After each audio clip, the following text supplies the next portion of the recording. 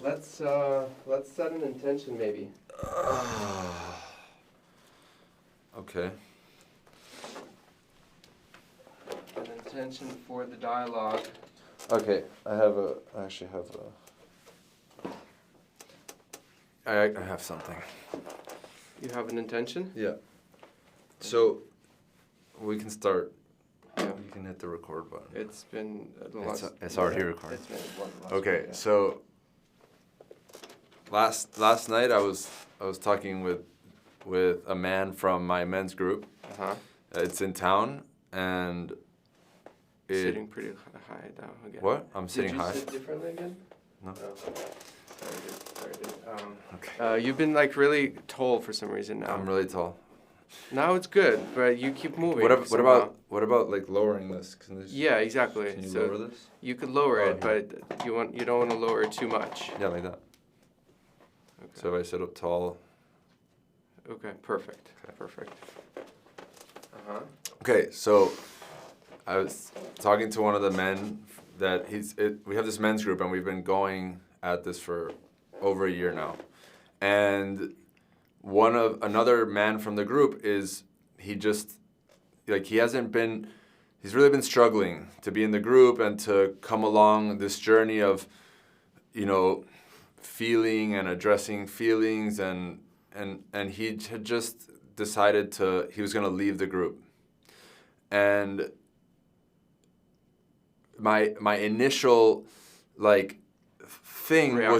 was just oh great, this is the part of me that I call my gremlin, like the part of me that just wants to make everything easy and that loves being comfortable, right? You felt like because you already felt a little tension and you almost subconsciously wanted him to leave the group? Well, the thing is, every time he speaks or he opens up, it's always resisting. So for me as a space holder, it would be so much easier if he was not there. Understand. Right? Or for the part of me that wants things to be easy. For sure. So there was this part of me that initially reacted in a way of internally I noticed it was like, oh, thank God, great, he's gone.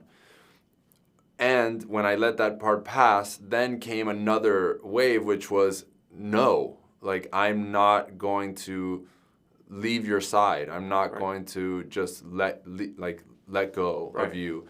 Give up. Yeah. In a way. I'm not going to give up on you. And it led to this conversation last night about that we as men, it's a bigger conversation. It's about us as humans, but we as men need to find a way to be on each other's team. Mm-hmm. To say any man, even if I just meet him on the street, I'm on your team. And what does that mean? What does it mean to really be on each other's team? And as I say it, what comes up for me is everybody's talking about this thing about loving each other and there's a distinction. I think there's a distinction there. Being on your team doesn't mean, I'm not going to say what it is because this is what I want to explore, but I know what it's not is it's not that I just let you get away with your unconscious stuff. Right. I don't sit here and allow your bullshit and the way that you are destroying your own life. I don't let it go. You don't allow your gremlin to take over. And I don't allow your gremlin to rule your life. Right. This is how I'm on your team. It's not just, oh, you're perfect and everything about you is perfect. Yeah. It's not that, because it's somehow that I commit to what your being is committed to. Recognizing that you have other parts of you that unconsciously destroy the things that you want. Yes. Can I can I kind of ask follow-up questions here, or the discussion, the discovery and what I want to explore here is how can we be on each other's what does this mean? What does being on each other's team really mean? Yeah. And how do we do this? And for, you and I, we're men, and there's a big conversation about men, but somehow it's bigger than this. Yeah. What comes up for me is it's not with everyone would you have a similar response. I think it only happens because you had a commitment with that person or in the group to support each other, to help each other out. Only then it is it makes sense to kind of go that route, because you wouldn't do that with a stranger on the street, and right. Well, okay. So so like we can start there. How do I find out, or how do I discover what being on someone's team is, even a stranger? Okay. And so it seems like the first step is to discover what is their being committed to. Yes. Right? I can walk up to a stranger on the street and start a conversation, and discover, Right. not by directly saying what are you committed to, because that is, Of course. that doesn't, They might not even have the answer but for to you. listen, Right. listen to their commitment, right? I'm going to use some terminology here that's from the work that I do. They're just words that we use to have clarity and to understand the world. And one of them is, well, there's different kinds of listening, and I can tune my listening to do this kind of, it's called discovery listening, where I point my listening to listen for something specific. So it's pointed listening. Yes. Right? Where I say, I'm listening for commitment. What are you committed to? I'm focusing my attention on discovering that. Yes. Which is different from a field listening, which is like, I'm just listening to whatever's coming. Totally understand. Yeah. Yeah. So you could either look at the entire spectrum of patterns of how you respond and what comes up, different things. That's great too. Like to understand a bigger picture of a person. What you're focusing on is like a narrow band of their behavioral pattern that's targeting the commitment to life. Whatever, like, so the distinction is that, knowing the different parts that we all have within us, and pointing my attention to what is their being committed to, what is their adult self committed to, because there's a part of them that is committed to keeping everything the same. That's usually not the being, right? A being doesn't want to be comfortable and to stay in the same place. A being usually seeks to evolve, to transform, to expand, to be big and bright, and to be of service and serving something, right? So, what is that? Like, what is it that they're committed to serving in this world?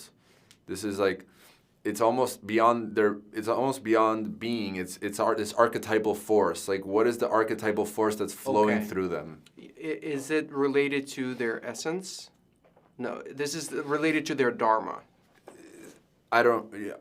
The words that I use is like an archetypal force. So there's you as a vehicle, and there's a flow of a force, this big force that when you open yourself properly, you clean yourself out, and it's like, imagine a tube, like there's a tube like this. So this piece I have it, and it means something, and it's placed up here for a reason, because there's this tube here that plugs me into a big force of nature that's bigger than me.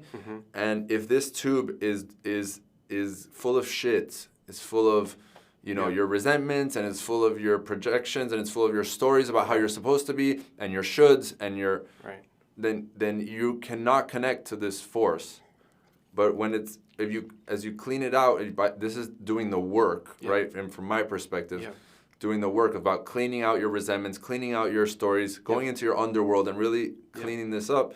You open that tube, and all of a sudden now the universe can deliver to you what you're meant to do, right? So, and that's what you're referring to, that commitment that you're looking for in people? Yeah. Because what I understood is more like, where have they decided to put all of their energy in this current situation that they're in, type thing? Well, you have to start where where you are. Yeah. So somehow all of the coincidental events in your life are trying to kick you into the flow of that force of nature, right? And because of all of the patterns you're resisting, the patterns within you, your constructs are resisting this going into the flow. So for a lot of people, the commitment might be to find my purpose. Yeah. Right? It's unconscious. They're not often fully aware that that's what they're doing. Yeah, right? It's not. But this is everybody. I mean, when you ask anybody, what are you doing? It's like I'm trying to. I want to find my purpose. Yeah. I want to find my purpose. Yes. And then there's another set of people who say, I know what my purpose is. But when you really look at it, it's like clear that something is dissonant. Some, though, not all. Not all, of course. There's some people that you see and you're like, oh my God, this person, they're doing it. Yeah, so there's a spectrum from I have no idea what my purpose is, and I might not even consider to or search for it. And the closer you get, some people are aware that there is such thing as purpose, and they're actively searching for it, and they don't know it yet. And there's some people who think that they already know what their purpose is, but they might still be somewhere like somewhat lost. And then there's some that know for sure what their purpose, and they're fully pursuing it. Yeah, that last bit is rare, and I would say that this group that thinks they're doing it is almost like over here, because to have created a story that I am living my purpose when I'm really not is it's almost harder to work with. I understand. You're saying it might not on the spectrum. It might not be closer to the full the true purpose that's been pursued. It's an illusion of some sort that they're living. Yeah. So I imagine a road, right? Like going towards your purpose is a road. The people who don't know, they don't know. It's like they're just stopped. Yeah. They're on. It's like they're on the path, but they're just here. I think I know where you're going with that. The people who are looking, they're like they're kind of inching. They're trying kind of, and then there's the people that are going. Yeah. And then the people who think they're like going this way, and it's like you have to do a whole thing to like figure out how to help them turn. I think when you say they're going this way, I think it's a very temporary process. It doesn't. They're always changing. Always changing. How close are they tuned to that road? Well, at least they're moving. Right. Right, because this is a metaphor. It has its limitations. And on another dimension, it's all progress. It's always progress. True. Fine. Yeah. To come back to it, the people who are like, if I encounter somebody and I see that they are trying to find their purpose, but they don't know how. They don't know how, and they're just trying things like, okay, how do I get on your team? How do I get on your team? And the way I get on your team is I support you in cleaning the tube more, right? And this is not a fun, but fun by the standards of the way the word's used. We use a different word called high level fun, which high level fun means like the fun of removing layers, the fun of having a huge grieving process and a huge death process. Like that is high level fun, where the outcome is the tube is a little cleaner, and I'm more on that path. Yeah. Those definitions certainly have to be framed that it's not commonly understood that way. Yeah, I think. Yeah. So we have to go slow and also on another level define the words. But so I just had a call with someone that I'm working on this project, and she is really struggling with somebody else in the project that's the one leading the project, and this person is just really not, like, it's clear that her actions and her way is destructive to the teamwork, it's destructive to the flow. But I'm not talking to her, I'm talking to the woman that called me. Yeah. Right. So if completely different person in the same. There's two right. people. One is the one who called me. The other one is the one who's leading, whose behaviors are really not working. Mm-hmm. So she calls me, and she calls me to, you know, deliver her grievances about her to me. Which okay, I can be a space for that. Yeah. And then what happens next is I don't let myself fall into the trap of like, you're right, no. Of course. What is this about you? Right. What do you need to clean up in order to get clear on yourself and take your initiatory steps to be able to be the guardian of your value, your energy. Mm-hmm. It's not about her. Mm-hmm. It's about you, that I'm speaking to you, and this is a huge trap that we fall into because it's very safe. Yeah. It's a very safe space to talk about someone who's not there. For sure, yeah. I take a similar position. I like yours, go straight into the source of it. I sometimes take another step of abstraction in a way, where I say everyone is doing their best, and if you're talking shit about that person, most they're certainly doing their best in their world. I'm trying to question then, or put them in a position like, they're doing their best. There's something that you're missing here. Either something about them, there's some framework about how they look into the world, or maybe it's about you. Maybe you're looking into the world differently. Yeah, you're talking. These memes, right? Of like everyone's doing their best. Mm-hmm. These are powerful because they help to reframe reality in a way that makes a different behavior or a different way of looking at things pretty obvious, right? It works. But and at the same time, I remember we had a number of dialogues and kind of debates around doing your best and interpreting it. There's a wrong interpretation of that as well. Yeah. So exactly, it's be when you're using this meme, you get the opportunity to be mindful about how you're using it. So here's another example. So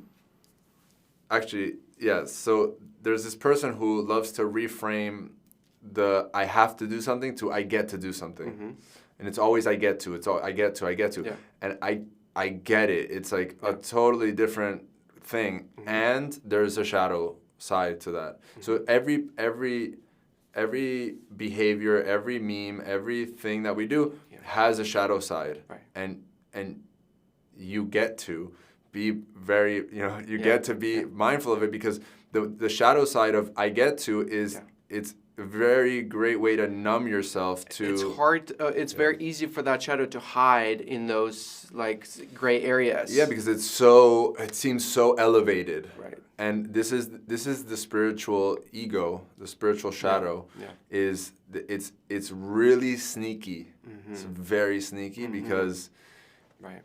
It's light, light, and we have to be positive, and and this is more and more. I'm finding myself like cutting that cord I have with like things about spirituality, because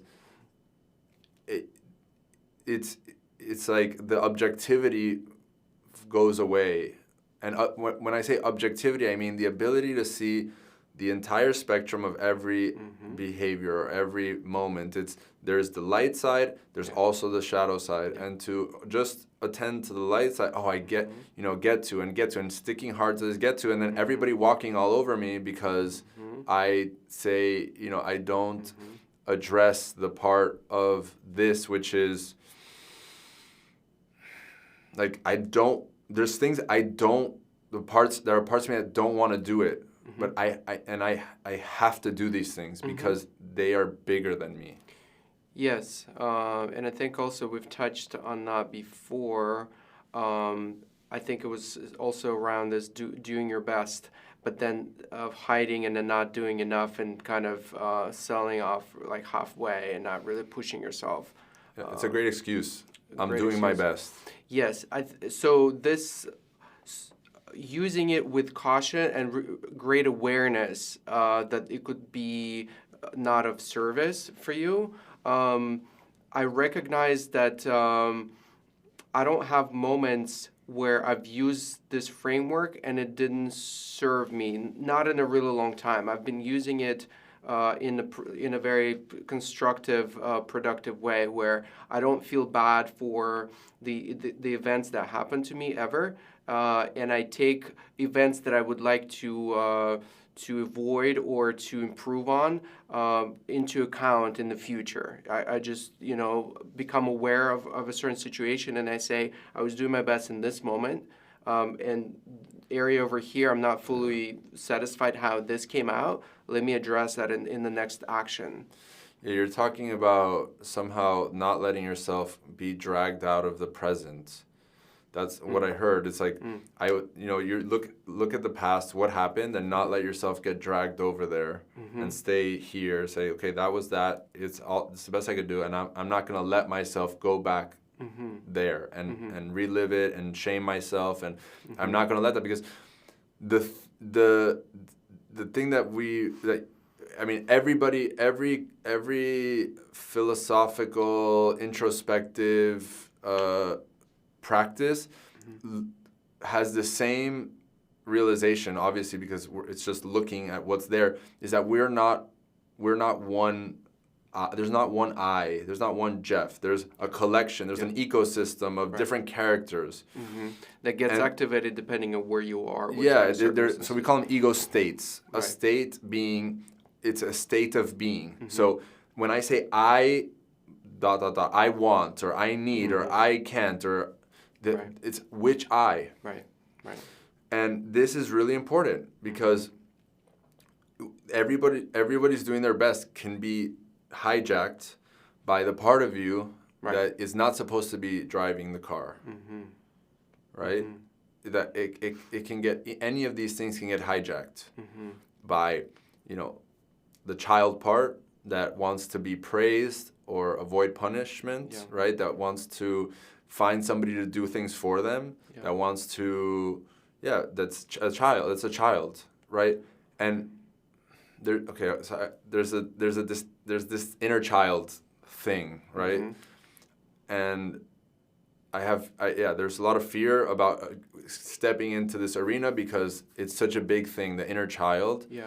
And I think I need to take a step back and say that the where I come from, my origin point of where all of this is coming is from a context of taking radical responsibility of really becoming an adult, going through an initiation to becoming a full, natural, a free and natural adult.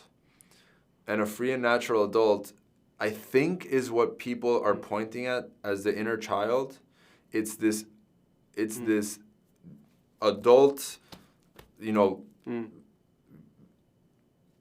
fully formed human that has fully the ability, engage in the moment, that has the ability to play and make messes on a much larger scale than a child ever could. Why? Because an adult can clean up their own messes. So a child he makes little messes here and there. An adult can make a huge mess. I use the word mess in I'll give an example. So because the question comes up: is it all about making a mess and cleaning it up? Well, the thing is, if you want something different to happen, oftentimes you need to make a mess. Because if not, then everybody's still playing. There's the same character, they're still playing the same drama, and you need to destroy what is in order to make space for something else. How about that? Right. The way I see it, you make a tiny little mess over here, learn from it.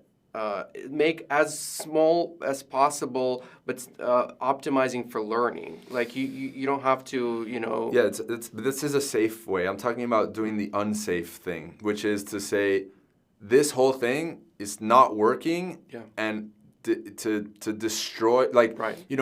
If you have a field of crops, and this season didn't work. Understand, You don't just keep trying to like revive the plant and make you cut it, you let it all fall, and you let it compost. It's and rotten from the core of it. Yeah, so and you have to start over. Yeah. Right. Okay. So let's say this is the holiday season. That's right? actually the difference between our view on life and our upbringing, because that's not how I typically feel about the surrounding. Like, it's not about completely removing everything and starting from scratch. Well, okay. So let me give you an example, because I'm not saying remove everything.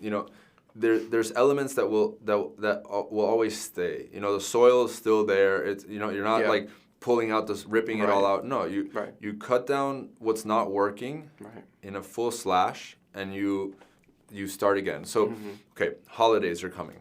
Great example. A lot of people that are practicing consciousness, spirituality, whatever you want to call it, they go home and they start to notice the ways that things are not really that there's just a role playing and a drama going on, and nobody's actually creating any intimacy, and everyone's just like smiling and pretending. And you see this happening, once you get any level of clarity about what intimacy really is. Right. Okay, I see that. I go home and I see this, and I can just, try to talk to one person here and try to talk to one person there. I can, we're sitting at the dinner table with a family, and I say, this is ridiculous. Who are you? I don't even know who you are, who you people are. You're my family. I've known you. I've been with you my whole life. I don't know who you are. That's what I call making a huge mess, right? You just threw all, you threw all the Legos all over the table, and now you say, let's start over. Right? Like, we constructed this Lego building, and it doesn't work. So I'm gonna knock the Lego. I'm gonna knock it down. Right. In service, right? This is coming from my being. Yeah. Well, there's deeper levels. I'm not gonna go there right now, but sure. This is coming from my being's desire to really connect with my family. Like, I really want to get to know who my parents are when they're not playing the role of parent. When they're just, when I can, they can tell me about their life, about their struggles, about what didn't work for them when they were little, and I understand, And as long as we're playing this game, I just, it's like there's a play going on, and I turn on all the lights. Right. And I say, okay, hold on. What's really going on here? Right. I think that's a very useful way of improving the situation when it's gone too far. Like, when everyone is deeply asleep, you have to really shake them, type thing, But this is, there's different scales of messes. Like, when I'm with a group of everybody's, really seeking this kind of thing, I don't really have to make such a mess. And, but this is the thing. Here's the interesting thing. There's a Lego, we built this Lego structure, and it's not, like, it's supposed to be a house, but it's not sound. Like, it's not gonna stay up. Am I making a mess, or am I just restructuring the mess that was already made? Right. Because this is already a mess. It's a ticking bomb. Yeah. Right. So it's amazing, right? Because it's like, I'm just pointing at You're what's already. speeding up the process of healing. Yeah. Well, time is a real thing. Like, it ticks forward, and it's not about the clock ticking forward. Yeah. It's about the progression of this thing, right? It grows, it decays, totally. And there's a. Yeah, this whole concept of time is sometimes, I feel like, misunderstood. People say there's no time. That's not a very useful approach when you're navigating 3D space. Yeah. Because it's very useful to recognize that time is limited, and you need to move your ass. You can't be just sitting around and not doing anything. Yeah, I mean, if you're a farmer, Yeah. You have a direct relationship with time. Like Right. this thing is gonna do its thing, and if you Yeah. don't pull it at the right time, That's right, yeah. you're gonna miss it. Right. And there's it's not real. Okay, fine. You don't get to eat. So how is it gonna work? Yeah, it's interesting that you mentioned about farming and like the perception of time, the accuracy of it, because I recognize, both Monica and I recognize that our perception of time are very different. I'm much more precise with, especially in like a near future, like things plan around the 3D and time. Relationship between 3D coordination and time, I have it much better. Because I have spent decent amount of time farming and being on land and like doing stuff with parents. Even though it was forced on me, it trained my ability to sense the timing and like space and time. So many things have been coming up that relate to this. So the first is somebody asked me if I celebrate holidays, and instead of just answering the question, instead of answering no, because I don't celebrate holidays, Sure. I thought, what do I celebrate? Yeah. And what I do celebrate, and what a lot of people that shift into this different world of spirituality, where I celebrate natural events. Yeah, I saw your post the about it moon today. cycles, the equinoxes and solstices, the seasons, harvests. Like, I celebrate this because it is about connecting the spiritual with the material in order that we can to create a sacred experience of the connection with the material world. And when I say the material world, I mean the real material world, like plants and nature. Yeah. Because nature, the thing about nature is that there are these laws that govern nature that we cannot separate ourselves from. That we've been trying, humans have been trying in this, I wrote this thing, it's like this egoic attempt to create sovereignty from nature, which is it will not work. I mean, we are earth beings. We are born from the earth. We are the children of, Mother Earth. Right. It's interesting that you don't recognize the even a slight significance of the domain of language where culture exists as well. And they often are directly tied to the physical domain and tied to the natural flow of the, so basically what I'm saying, maybe there is something within the cultural layer of existence that's worth celebrating and worth, you know what I mean? No, but it somehow needs to tie back to the okay, I saw this post, right, about, okay, so everybody loves St. Patrick's Day. And, it's become about drinking alcohol and like pretending like you love Ireland. Yeah. It's a holiday, and this is from what I learned about it, and I can't directly confirm it, but just as an example, let's say that St. Patrick's Day is about celebrating this guy that went from Rome to Ireland to go destroy the remaining pagans or druids, the remaining people that prayed in connection with the earth, like that their whole spiritual existence was about the connection to the earth. Okay, so you're celebrating a holiday that's about extinguishing life, like life in connection to nature. Okay, that's bullshit. Yeah. However, when you look in the sky and the moon is full, that's real. I mean, it's real, and that full moon has a direct impact on the natural cycles of plants, of animals, of the tides. Yeah, it's real, but and it's worth celebrating what you recognize as being real, because the other example with the Irish thing, it was also a real event, but people are disconnected from it now, Well, yeah, but it's a real event, and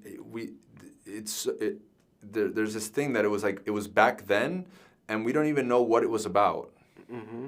Mm-hmm. And it wasn't about about the connection of it to a natural process. Yeah. It was, these druids, right? The pagans, the pre-Roman, civilization people, Mm-hmm.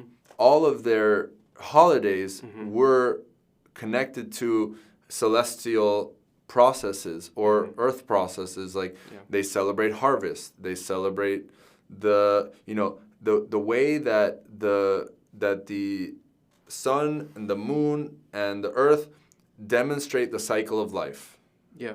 And this creates a direct understanding of ourselves, because everything we see outside is represented also inside. Like everything we see in the way the planets move, in the way the earth has its cycles, the way we have our cycles, like this. And to come back to that connection brings us back to our nature, and it's somehow connected to bringing us back to this archetypal force of like what we're committed to in this world.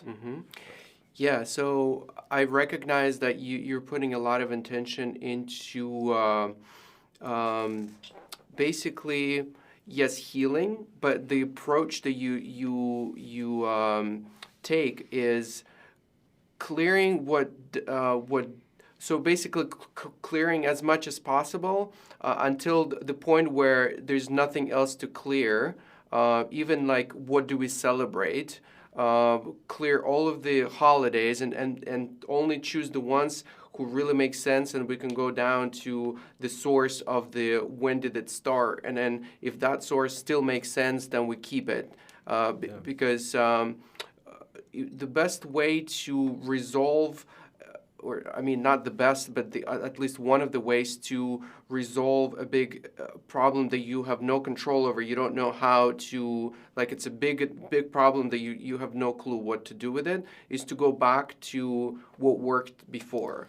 Yeah, the first principles. Go back to the first principles. It's like when you strip everything away, what is left? And from there, we can create a foundation, a solid foundation on which to build a life, a life of meaning, of connection, of purpose, of like a sacred life.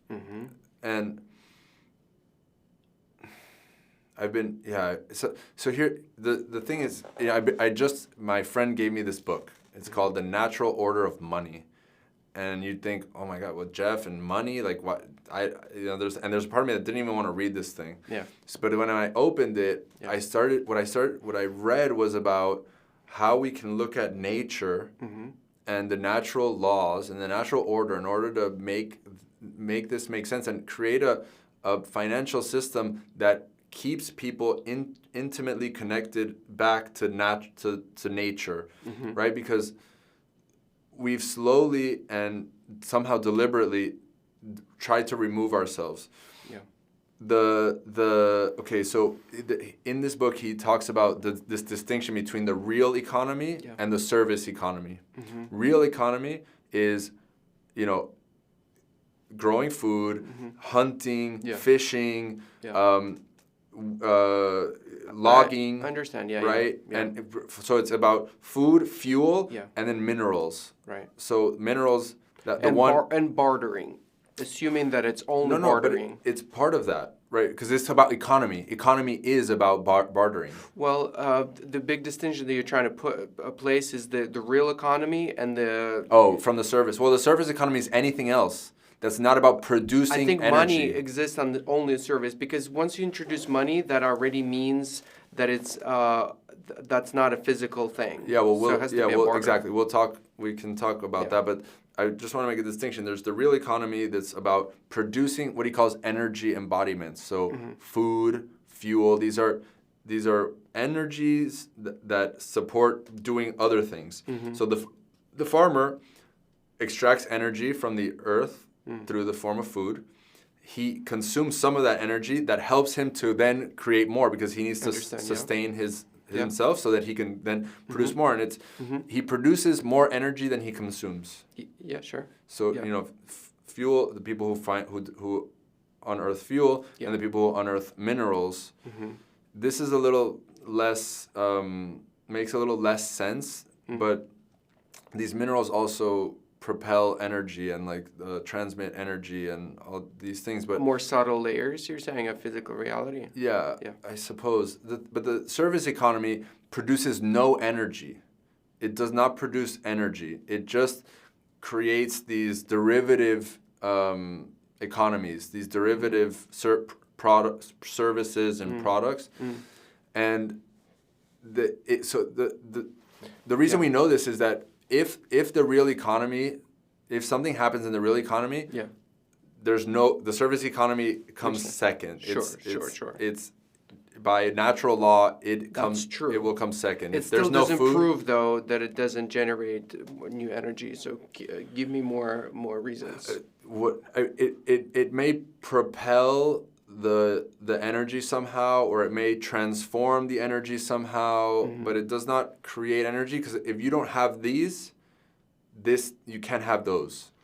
If there's no food, everybody becomes a farmer. Understand. Like you got to drop Totally. you drop your computer, you drop your Yes. phone, and you go and you start figuring out how to get food. What do you think of this? I've introduced to you, I think, a number of times this concept of it's like layers of abstraction. So starting with atomic systems and atoms starting to form chemical, and so chemical bonds would not exist without underlying layer of another pattern, and then biology wouldn't exist without chemistry. But biology certainly creates more energy, like it creates more of something else than just the chemical reactions, Well, there's no energy is created. It's just transformed. And the energy that we have access to is from the earth. Well, solar, right? Right. Okay, from the sun to the earth. But the thing is, I understand what you're saying. Like in a solar system, there's no new energy it's a being closed created. system. Yeah, I understand. we're in a closed system. Yes. So it's just transforming it all the time. But Yeah. but it's about taking it from its environment and plugging it into the human system, right? But the thing is, we've come to this place in history where we have this illusion that we can just get energy from somewhere else, from our own selves, that we can somehow like separate ourselves and become sovereign and go on this other path that doesn't depend on the natural, unpredictable cycles of nature. So, the thing about the real economy is that it's always maintains the humility of nature is really in charge. If I plant this thing and a hurricane comes, I cannot pretend like I have a weight of something I don't have. Yes. In the markets, they pretend and they foil and they play and whatever, right? So, but this is the problem, is that if in losing the humility of that there's a force that is greater, that is unpredictable, that we have to really respect. Yes. Then we become a very big problem for ourselves. Only. The earth will go on. Right. I mean, exactly. we've also become a problem to species of animals, to the rivers, to the forests. But that's temporary. It will all fix itself. Yes. Once the cancer, the virus eliminates itself, because it very well may.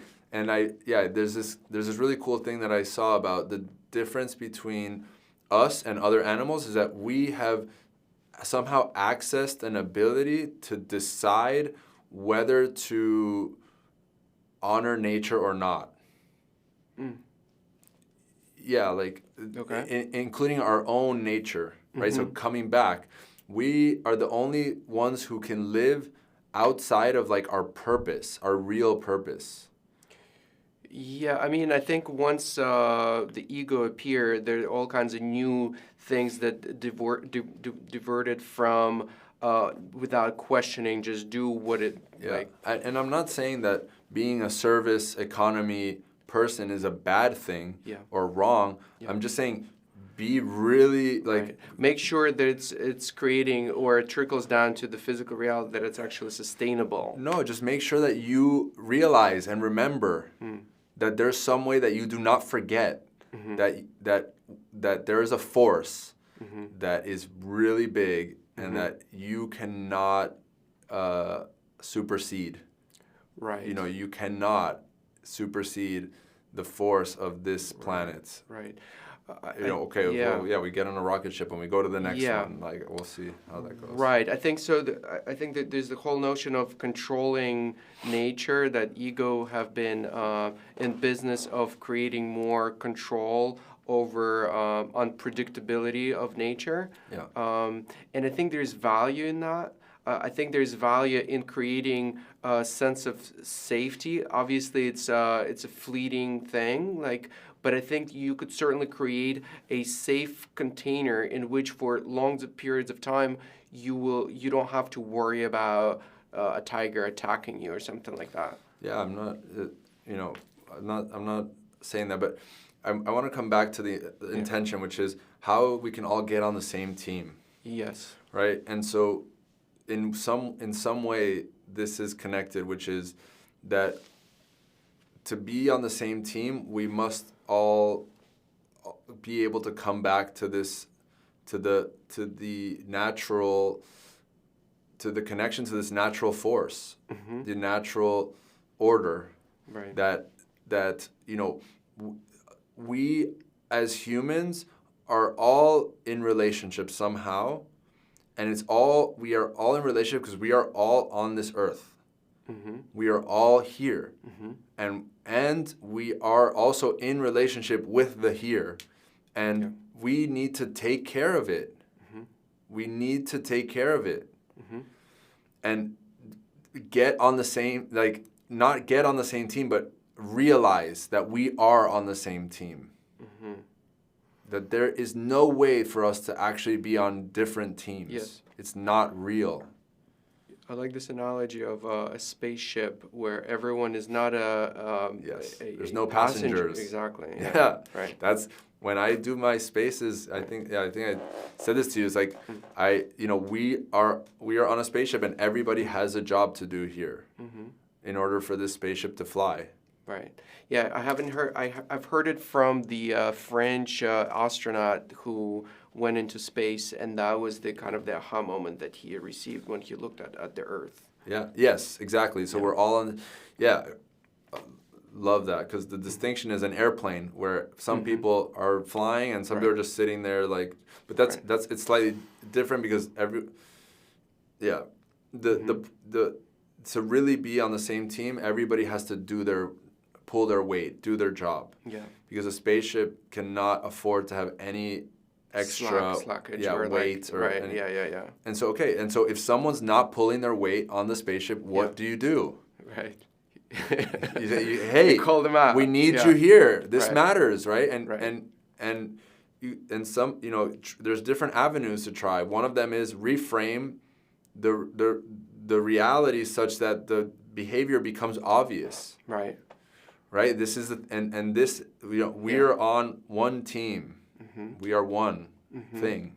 Yeah, exactly. When you're on the same team playing soccer, if your teammate is doing something, or everyone is recognizing, or at least some of you recognizing that there's a better way of, like, I don't know, responding to a pass or something, you tell them. It's not like, oh, I can't tell them. They're their own entity. I don't go up to them and say, look, you're doing a great job, Right.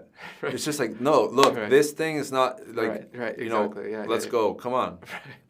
Right. We've practiced this a million times. Right. It's like Right. we've been through lifetimes of this, right? Yeah. You've been through this enough times, Right. to know, like, okay, let's this time let's do it. There is only one thing to keep it, like, to be careful with, is your ego tricking you in some situations and saying, like, oh, you know better, and you have to tell others. Well, this is another map, like another version of reality that we use to make this make sense, which is you are the best at tricking yourself. That's true. Nobody knows you better than you. Right. And you... AI will be probably better too. Huh? The AI will probably be Yeah, better. well, sure. It will trick you to the core of you. But so this is the thing, is that you are much better at giving me advice than you are at giving yourself advice. Like this is played out over and over again. Like everybody seems to recognize that they are really good at seeing what somebody else has to change and really bad at seeing what they have to change. Yeah. Unless their story has created that I know all my blind spots and I know everything that I need, which is a great tricking yourself thing. Yeah. So the way to get to what I want to become is that I need the feedback. Mm-hmm. I need it because that's a clear reflection. Yeah. There's much more clear than my own reflection of myself. It's hard to see yourself without the mirror. It's hard to like understand how you look, and you know. But a lot of people think that self-reflection is the way. Right. And yeah, there's an element of that, but it's almost like the external mirrors give you the point you in the direction, and then your self-reflection can get you there. I think the self-reflection is mirroring of different aspects of you.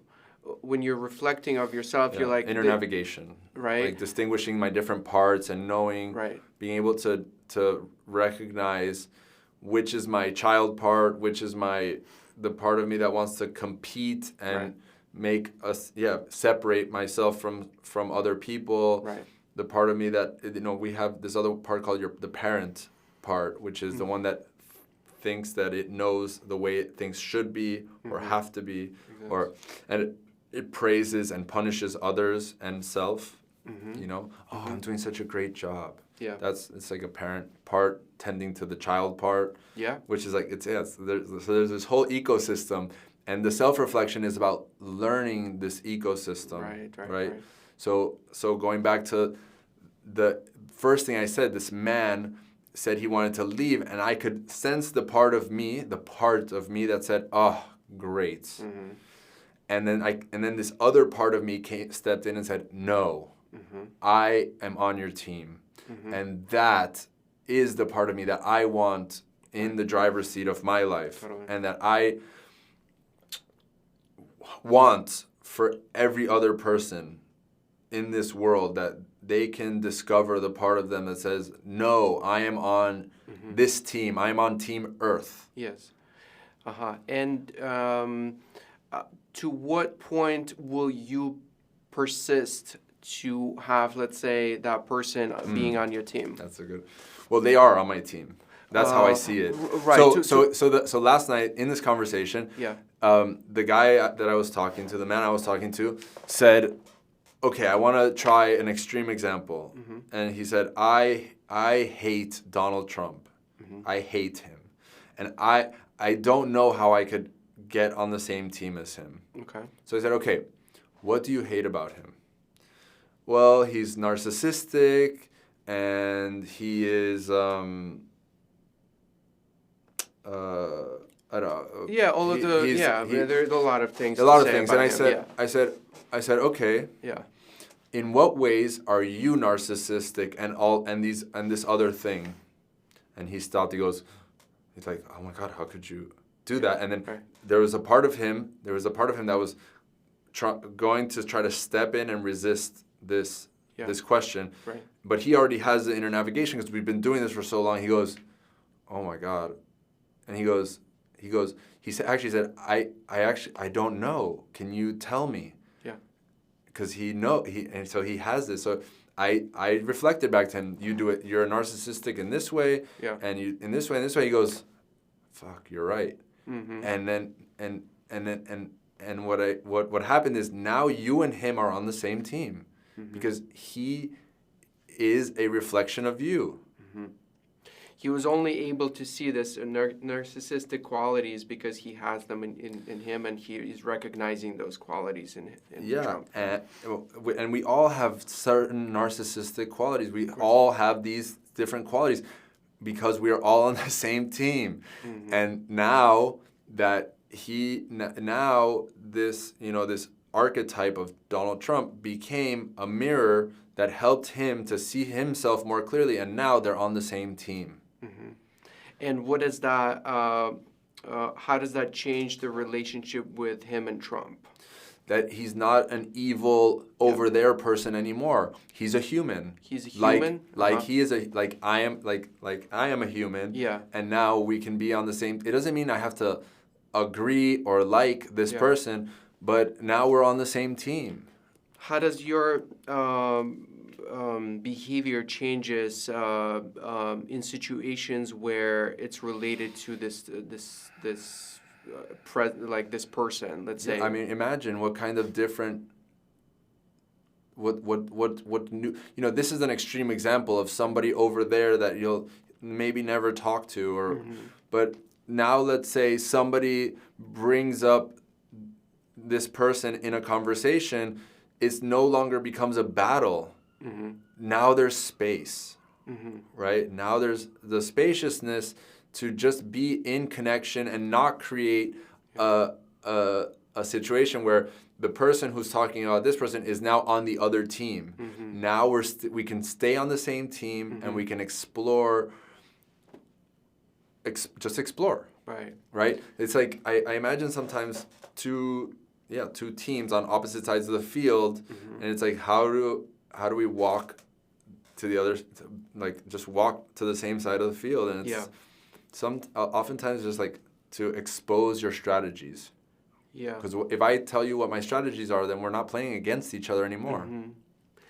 There usually, I think, would be a bridge, a person or a group that would start interacting with both, and then they would maybe start bringing everyone. Yeah, I just want to say that that I had kind of a hidden purpose about talking about being on the same team, because oftentimes when we are talking, it feels like we're on different teams about technology and this. And in this conversation, we've been talking for I don't know how long, and not once have I experienced us on different teams. Okay.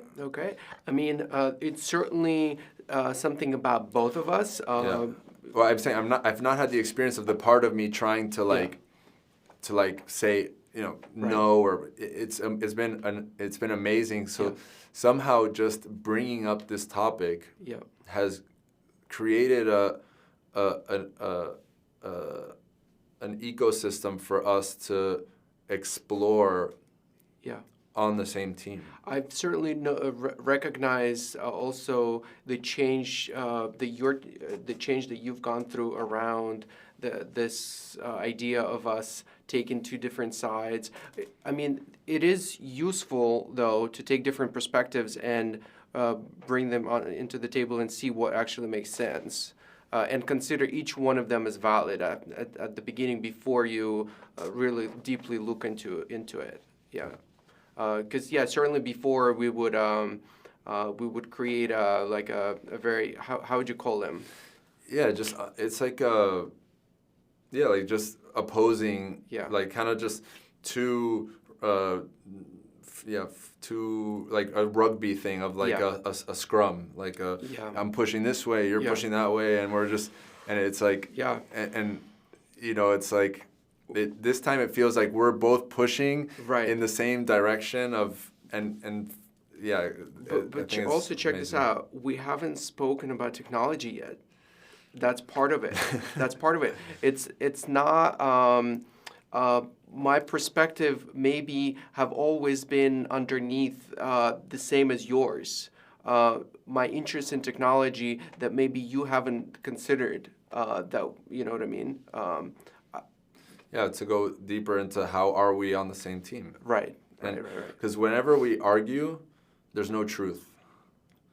Whenever two people are arguing, there's no truth there. It's just opinions. Yeah. There's some, but then it's for me what and I've had this a long time, but I kind of put it on the shelf and I'm bringing it back in, and so there's the opportunity if there's an argument happening to say, okay, wait a second, why are we arguing? Like what's actually deeper than this? That is a first source of principle. argument. Yeah. Well, that's a first principle that's not Yeah. that's not Non-arguable. yeah. Like, yeah, That, right. and then there we're getting closer to truth. Yeah. Yeah. I think the best way to resolve any conflict is to start with where you agree, on the level on which both of you agree that you consider as, let's consider for this conversation as truth. Well, it's not always so straightforward. Because, you know, this example with Trump and this guy, it's like where we agree is that we actually both have these patterns, you know, we're these shadow patterns, and being willing to go there, right? Being willing to go to, you know, we're all not broken, but we all have our shit that we're working on, and this connects us. Yeah. You know. Yeah, I would like for us to do touch on some topics of the human future and whatever that might look. Sure. Either it including technology and not, just thinking about where we're heading. Yeah. What type of world would we like to create for humans? Somehow I've completed that for me, which is that we figure out how to get on the same team, like, or honor that we are on the same team, and whatever happens after that, I'm cool with it. Whatever happens, like if we got to a state somehow that every human honored that we are on the same team, not just with each other, but with everything on this planet. It's one team. Whatever happens after that, I'm a yes for it. I think, I mean, isn't that the same idea of unity consciousness? I suppose. Basically. Yeah. Getting everyone on the same page and recognize they were one big organism. Yeah, if this podcast got out to every person in the whole world and it landed somehow in every person, that would be amazing. That's the future that I want, and we need technology to do that. Yeah, exactly. A conscious use of technology in order to get this thing that has happened right now, to get it out to everybody. We're gonna need the technology to do that. I'd like to, so there's kind of unresolved, not fully resolved concept in my head around efficiency, around optimization, and how that's related to nature and technology. Usually those terms are very much related to automation technology and tools that we've been creating.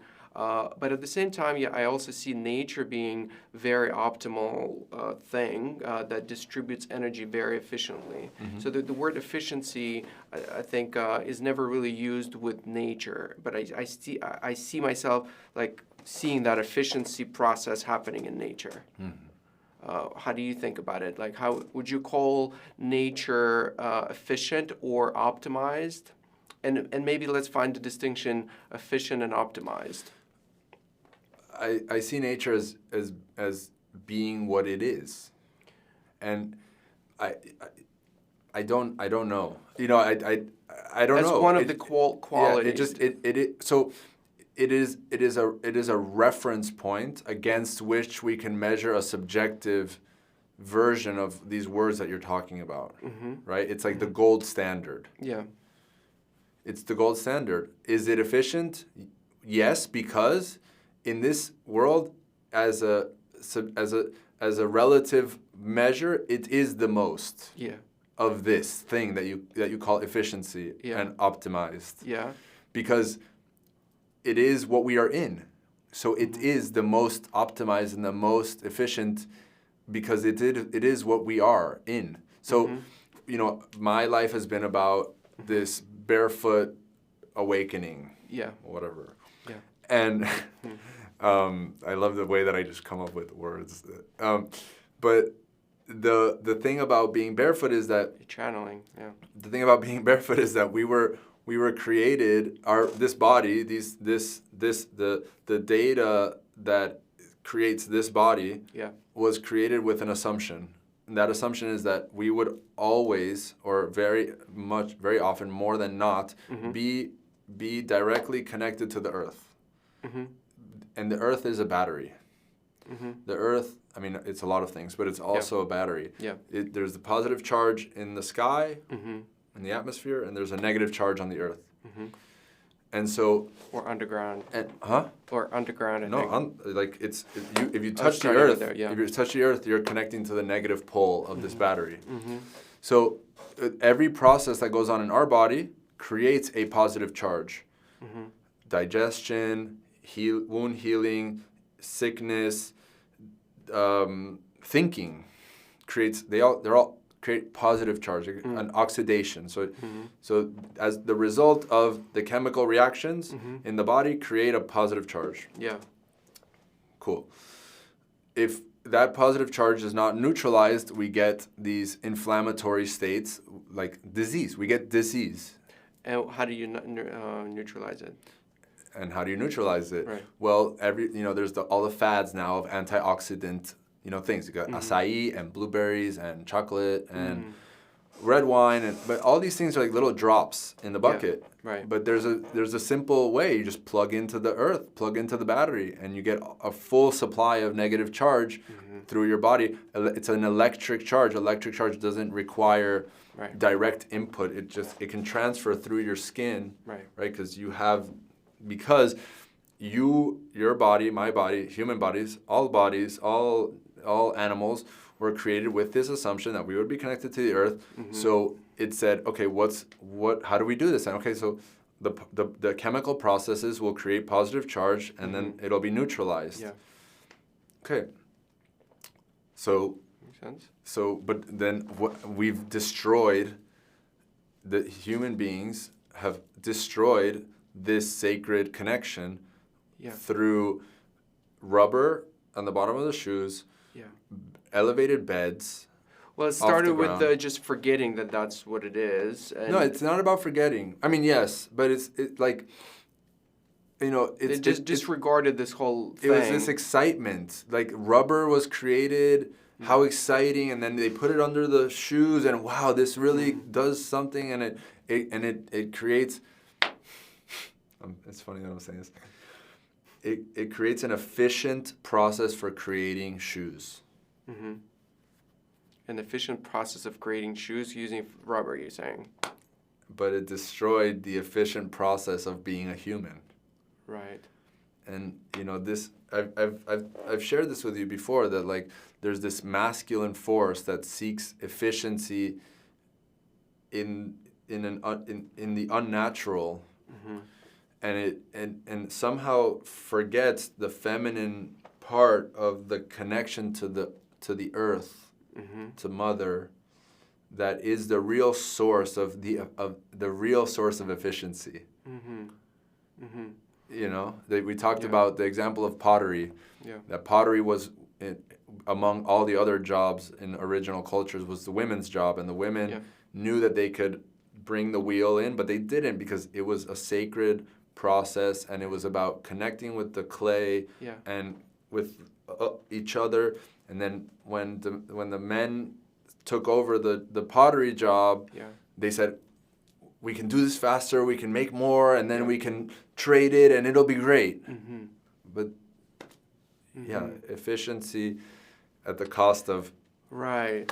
Does that mean that all of the kind of those mental journeys that you would like to put yourself on, let's use this new tools, and we don't know the consequences, so it's the path that we need to potentially explore and see if it makes sense. It's like going out in the jungle and leaving, having a rope tied to the edge of the jungle somehow, to the edge of a tree, and going on the journey, but having this rope go with you, or leaving marks that remind you always of where okay, I'm gonna go on this exploration, but I cannot forget. Right. What is the first principle? What are the first principles? Right. So basically, after the process of cleaning and going all the way to the base of the first principles, any new innovation, any new developments have to be coming from this assumption, not the assumption, but the memory of the And that's first the real principle. origin of spirituality and religion, was to not ever forget. Never forget about natural laws. You know, in that documentary that Jonah Hill put out with his therapist, I don't know if you ended up watching it, Stutz. That you Stutz. shared? I shared it, but it's on Netflix. It's a documentary. Oh, yeah. And he says there are 3 inescapable truths. One is uncertainty. The second is like that the work never ends. And uncertainty, I can't catch the third one, but what he's really pointing to is like, it's the 3 laws of being a farmer. It's unpredictable, it never ends. Right. And I can't remember the third one, but if you go back to it, you'll see it. And it's like, these are first principles. Yeah. Inescapable, unchanging. Yeah. Like, this is how it is to be a human on this planet. And you can build all of the synthetic structures to like keep yourself separate from this. Yeah. But you're never actually separate from this. Yeah. Right. You're just like the channel is either blocked or distorted, and you're just harming yourself by creating those artificial. Anyway. Okay, so then how do we integrate information technology tools that we've so far developed? Do we destroy them all and start from scratch, from first principle? It's not my field. Right. I would welcome a group of, technology thinkers to get together and put the first principles on the wall and then start the discussion. I don't know. Right. And could it also be... all these things come from silicone, right? They're all silicone based. There are new ones that use light. Light, silicone, copper, gold. They all earth materials. Yeah. And so this is from the earth. Yes. And how we use it is a different story. And I don't know. That's up to people. I think the way to potentially approach it would have to be looking at both the past and the potential future that we consider being rooted in the first principle. Yeah, just look at the first principles and really ask, and have a big bullshit detector, like a very sharp bullshit detector. Right. To really see if this is in alignment, and then start experiments. I think there's value in creating to paint a picture of the future as far as we can see that's rooted in the first principle. Well, one of the first principles, from my perspective, is that the only thing that exists is right now. Okay. So for me to go and project out into the future, it violates one of my first principles. Well, the time, we talked about the usefulness of time in 3D, coordination and stuff. Yeah, so all that exists is right now. It is. So for me to project out and go through this exercise would in itself violate one of those principles. So it's very enticing to do this exercise. Yeah. And Right. Are you then saying the notion of coordination in time is not useful, or it's not worth looking into? There is always somehow a value in planning. Yeah. But planning, it has to have like a purpose. And if I'm going to, you know, if I'm going to farm, I need to plan for that. Yes. If I'm going to build a house, I need to plan for that. Totally. This thing of like, what is the future going to look like? Mm-hmm. It doesn't feel like a solid enough intention Mm-hmm. to like actually build something on, like for me to plan something on right now. Yeah, I think depending on your dharma or depending on your purpose, you're more drawn to different aspects of reality. I find myself being drawn to the aspects of reality that's rooted in the future, and I get a lot of visions about the future, and I think it's just a quality of my path, you know. Yeah. Yeah. The reason, I mean, obviously, I'm bringing up those questions because I think of them about them a lot, and having someone who have your perspective, it would be insightful to, consider how do you see it, and either align with it or maybe challenge it, and then find the one that works that for both. That like find the again, like everyone brings stuff to the table and say like, okay, this doesn't make sense. Why doesn't it make sense? Because of this. Yeah. I just want to say that right now, the experience I'm having is just this joy that we've recorded this whole thing, and it's felt really amazing. And you know, this my prayer is just that in the future that we come back to the reality that we are on the same team. Mm-hmm. and whatever happens from there happens. And I say it's a prayer because I don't know if it's going to happen. I don't know. Like, if we can keep going in the other direction, which is where we've been going, where a few people are remembering. Yeah.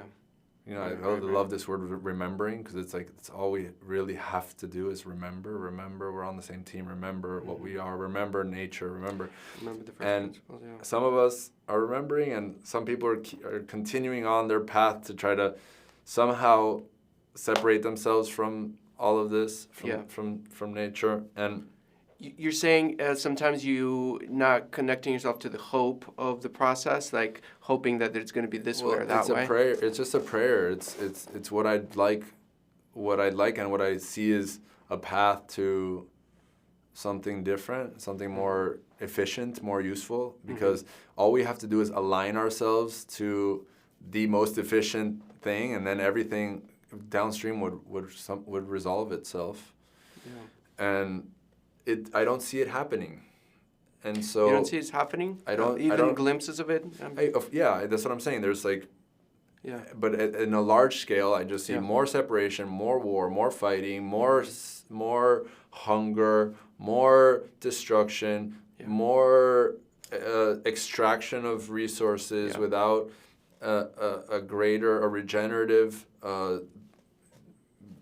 return. Yeah. And I mean, like I said, the other day, is that when I just allow myself to be with what is right now, there's just a lot of pain. There's a lot of sadness about seeing the way that this is happening, and there's a lot of anger about it too. That like, why is this so why is this so difficult? And a lot of fear about, if we don't get our act together, we're not going to have any more of this. Yeah. And is it also fear for humans to get extinct partially? And and I was going to say, and also there's a lot of joy that, we're sitting here, we're having these conversations, that I have come to this from having the path that I went on for 28 years of living in the illusion of this separation. Right. And that I somehow was like, thank God, thank all of this, that I had the opportunity to awaken. And it's not thank God as in, oh, now my life's great. It's like, thank God as in, now I see more clearly. Now I'm more awake. now I'm waking up. You know, it's Yeah. and waking up is like, you know, if the house is on fire, you don't want to be asleep. Yeah. You don't want to be sleeping, and yet, but waking up is not a better alternative. It's not a more fun alternative. It's a It's better though. It's Certainly better. You could say From pretty the objective. perspective of a human, dude, I'm like peeing my pants. Would you like to take a little break Yeah, or sure. like yeah? I think we've really How long gone is for it? it. I It's mean, 12:30. It hasn't been even well. Let me address. all What? the questions.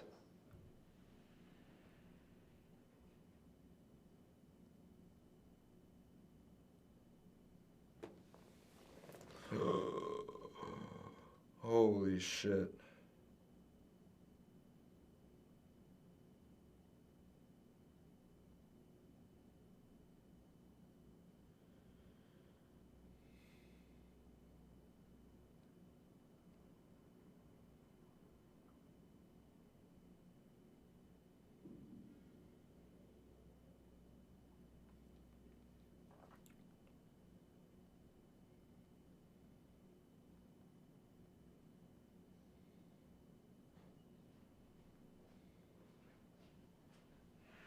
Would you like a sip of my tea?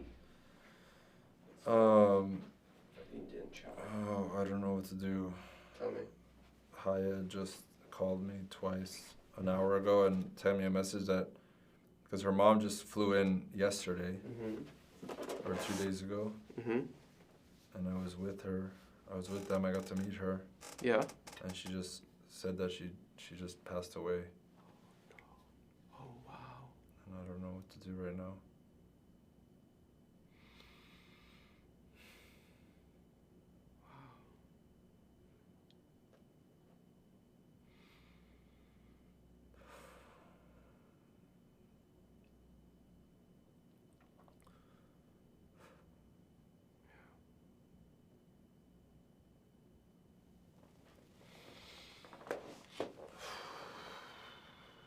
Yeah.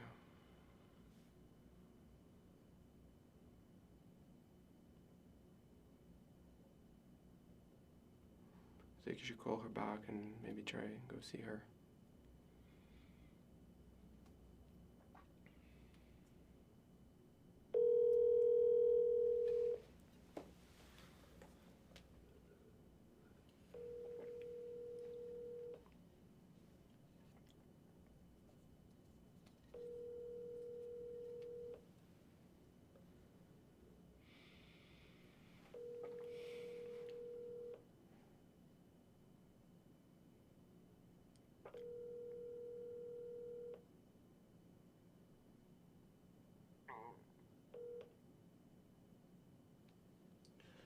Please leave your...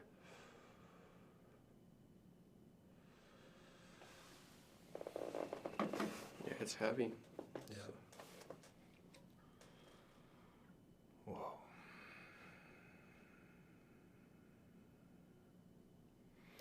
Well, it's really interesting because all of Haya's daughters are in town right now, and they're usually not.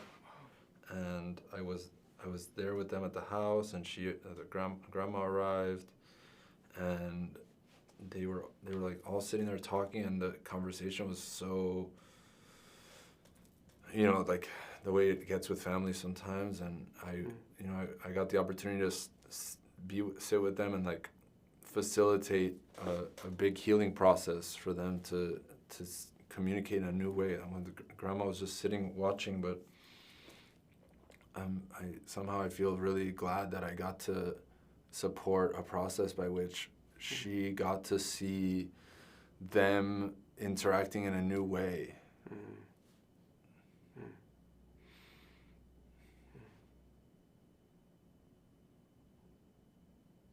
Maybe that was the thing she meant to see before.